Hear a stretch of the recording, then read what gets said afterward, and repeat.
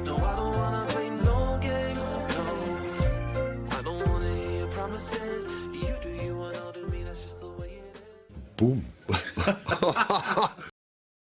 Biddly, biddly, biddly, but yes, yeah. Here we go. There ain't nobody down round here. You know what time it is. Get that badger in and on and over here. We had to move back to get his greatness in. Appreciate every which one of you that tunes into the channel on the daily. It's much appreciated. Obviously, in the international break, it dries up a little bit, doesn't it, with stuff to talk about or just general interest on the Leeds United front and in the football front. So if you could keep liking and subscribing, I'd much appreciate it, guys. We're going to try and get to 6,000 subscribers before the end of the year. So before the end of the football year, not the end of this year. But if we get to it by the end of this year, we take it, don't we? Shit is as shit does. Nobody do it how we does it. Quick shit vid. Get straight into it. Radrizzani is apparently potentially returning. I know people have probably heard about this, but he's in Yorkshire for the West Ham game.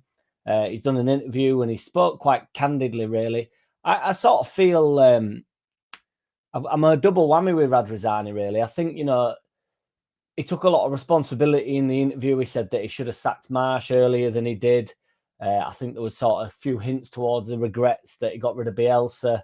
But there was a lot riding on it for him as well. I think he made plenty of mistakes, but he also brought some good times. I thought bringing in Marsh was awful. Sacking Bielsa was awful. But, you know, there was a lot riding on it for him. So I do sort of see, you know, anybody that thinks we was wounded by it, you know, I don't really think he wants to be sacking anybody or don't want to be making these big decisions. But ultimately, there's a hell of a lot of money riding on it. For me, you know, he should have got rid of the Doyle and Marsh once he'd done his press run on that first week when he was just spreading himself like the plague. He was absolutely everywhere on every single radio station, every single Soccer AM, every single Sky Sports news. It was everywhere. It was awful. I was just literally remember being at home, like every time I had radio on, it were him like blabbing on and laughing and joking. And, you know, Voldemort saying that he'd run through walls for this man and all this stuff. I thought, who's buying this? All you need to do when you get a new job is get in there and start getting the job done. You don't need to start talking about the job that you need to be doing. We all know what job needs doing. We need to start winning some football matches and trying to stay in the league. I don't even buy that he kept us up due to the fact that then we were going down with him the year after when they get a full year at it. I've somehow managed to turn this into a Marsh hatred talk, but basically what my overriding thing with Radrizzani would be not much ends happily in life, never mind in football anymore, does it? So let's have it right, you know. It's always going to end a little bit sour. 49ers have even got the critics, and I think they've done a stellar job up to now. So I think Slot coming in, because we could have, you know, I mentioned the managers that we could have had, like Unai Emery and stuff, obviously ended up going to Villa. They then went on and did what we sort of like was planning on doing. Emery was a big miss. We could have had Slot, the Areola, however you say his name, we could have had him. I think Slot winning the Premier League slightly skews that decision a little bit. I actually think Slot has quite a lot to prove, to be honest. I think he's inherited a mint squad with Klopp, and then, you know, all the other teams, truth be told, have dropped right off. Man City and Arsenal. Arsenal don't seem to want to win the league, and Man City dropped off when Slot got there. And that's not knocking Slot's achievement from last year, because he's come straight in and won a league. You know, you're winning the league, you're the best team in the league, and it's your management style that gets you to the win. But he's starting to implement his style now, and he's bringing in players that are not necessarily working. And I think there's some cracks to be ironed out yet. I still think Slot is a good manager, but my point being is any sort of decent manager is going to give it a good title challenge out there. I know he did go on and win the league. My point being, if it had come to Leeds, it wouldn't have guaranteed Slot's success. His career might have been very different, and our life as Leeds United fans may very well have been very different. So yeah, what are your thoughts on Radrizzani coming back? What are your thoughts on Marsh? And do you think Arne Slot, I'm talking shit, you know, is Arne Slot the second coming? Is he the next Klopp? I think it'd be interesting to see what he does this year, because they've started to fall away a little bit, haven't they, Liverpool? So, you know, it'd be interesting to see if we can get the wheels back on the bus, as it were. Apparently, Spurs are after Harry Gray. I think that'd be an absolute dreadful move for him, to be honest. He's been banging goals in the kids' league, as we've spoke about. He's in a really difficult position, both on and off the pitch, in fairness to Gray. He's in that type of position where, you know, when you're playing as a forward, he's only just turned 17, and when you're playing as a forward, the stakes are extra high, aren't they? Extremely high. You know, the responsibility to go get goals and get assists and stuff. You've seen it with Joseph now and Ramazani and stuff away on loan, and they're obviously a lot older, a lot longer in tooth than Gray. We don't know what Gray's ceiling is. But I think a move to Spurs now would be dreadful for him. I think he'd get lost up in that. If he can't get into our side, I'm not so sure or certain how he could possibly get into a Spurs side. But then that being said, youngsters thrive in better sides, maybe play more towards but they're not. He's not going to go, and Thomas Frank's not going to start playing Harry Gray, is he? Archie Gray's struggling for game time at best of times as well. So, they don't both want to be sat on bench.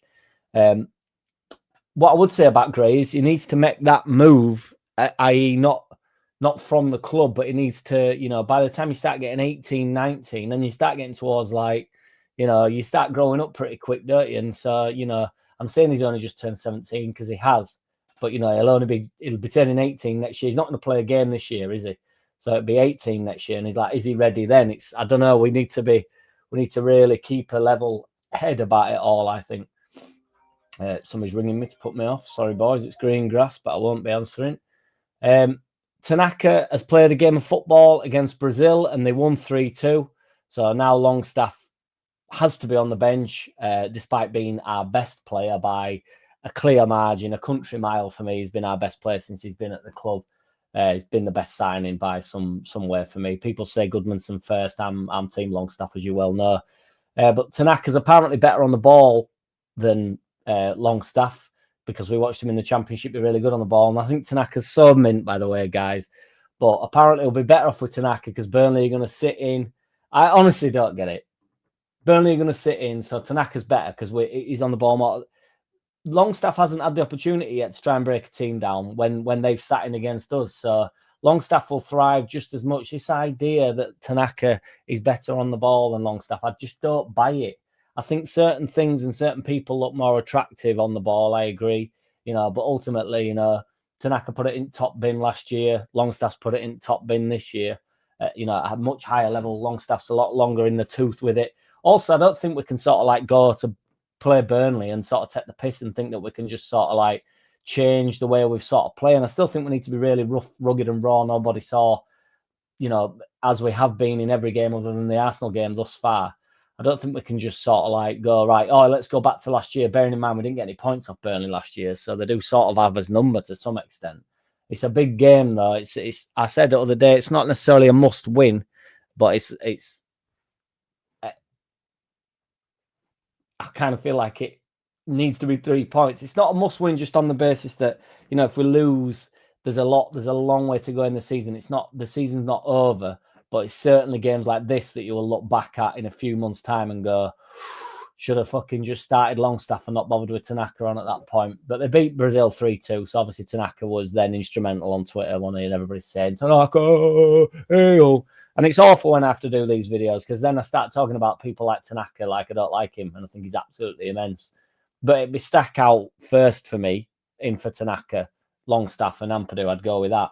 But I don't think he's going to want to do that. And really, I don't want to see that either. So I'm happy to wait for that. Radrizzani's loan deal is going from bad to worse. He's now injured. He hasn't started a single game since he got there. I'm sure all the fanboys on Twitter will not deem it his fault, that not due to the injury, but to the fact that he's not getting game time. It'll be still something to do with Farker, I would imagine. But it has been interesting to see how quiet the internet has been since his big assist on his debut when he caught a team on break and in the final minutes and he squared the ball for a tap-in. Not knocking them, they all count, but consistency is what we're after all. So it's not going too great for him. It's definitely not going great for Joseph. So I don't know whether that changes anybody's minds on the players or not. It's none of my business what your thoughts are on the players. I don't necessarily think it means Farker's got it right either, but I mean, I am inclined to be that. I'm on that side of the shelf. I'm on that side of the shelf, I believe. Peru Parisli's future has been getting quite a lot of talk as well, of talking about getting rid of him in January. I don't really see how that would make sense, getting rid of him in January. I still think there's potential for him to just nick a couple of goals for us this season. He's definitely been pushed down the pecking order. Obviously, Calvert-Lewin's been excellent. If he can convert a few more chances, Calvert-Lewin really is going to be strong for us. But I don't think getting rid of Peru Parisli, I can't see the point, really. Maybe at the end of the season.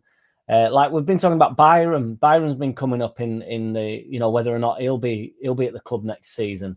and it's, you know, he'd been leaving before and all this stuff. It's like, I thought it'd be unlikely, to be honest, that Byron would have stayed into next season anyway. I thought that was pretty obvious to everybody that sort of understood the reason why he signed for a season. I said it'd be absolutely fine for him to sign for a season as a squad player. And, you know, I'm sure he has high hopes of getting more game time than he's getting, but even he must understand sort of where he's at in the pecking order. And really, Goodmanson's been excellent and stuff. And we've signed wing backs. We've got Bogle, you know, so James, Justin, whatever he's called. So, you know, we're not in need of him yet, but there might be time for Byram as well, you know, where he does come into the side. So, yeah, I don't really get it. You know, Parisley will still be here into next year, and then you can have a look at it. Can't you see how well Calvert-Lewin's got on if he's stayed injury-free? Are we then looking for another number 9? Are we moving on? Do you know what I mean? We need to sort of see where we're at as it comes, but I won't be in a rush to get rid of anybody in January, that's for sure, not at this point.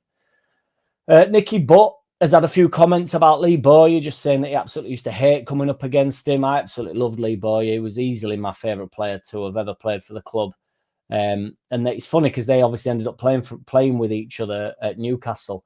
It's crazy. I think Bowyer played against Man United for Leeds United 14 times or something. And I think we only won one game with Lee Bowyer in that, which is mad. And I know our record's not good against Man United anyway, but it's just interesting. It's just meant, I think, when, you know, former players, Batty got a mention as well by Nicky Butt, because I know Roy Keane always says that Batty were horrible and good challenge and good to play against. But he said Nicky Butt said he was horrible on the pitch, but a great lad. There's that really famous clip, isn't there, of, I mean, it's not that famous, but Batty grabs Nicky Butt by neck. You know, you can literally see Nicky Butt's butt falling out, and he's had enough of it because he sort of pushes him and Batty just goes straight for jugular. No messing about. Just fucking hangs him up in air. It's mint.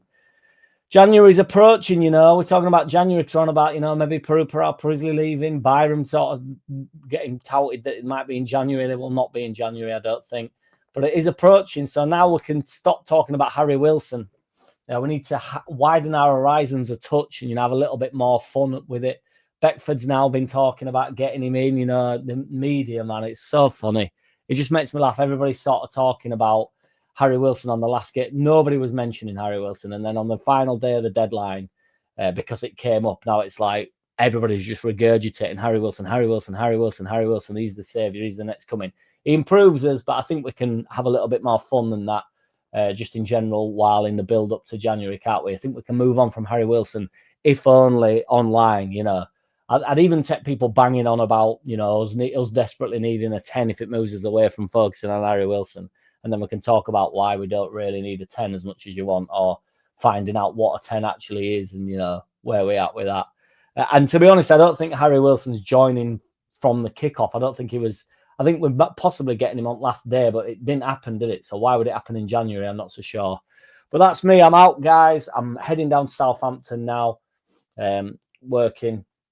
And then I'll be back up tomorrow night for another shit vid. Shit is a shit does. Appreciate every which one here. As I say, the views and all that stuff is really appreciated in international break, because I appreciate there's not much going on. But yeah, we end up talking and waffling on. I plan on doing these videos for about 8 minutes. They're getting longer and longer and longer. Nobody do it how we does it. In a bit, everybody. See you tomorrow. Thank you once again. I don't wanna play no games. No, I don't wanna play no games. No, I don't wanna hear your promises. You do you, and I'll do me. That's just the way it is. Boom.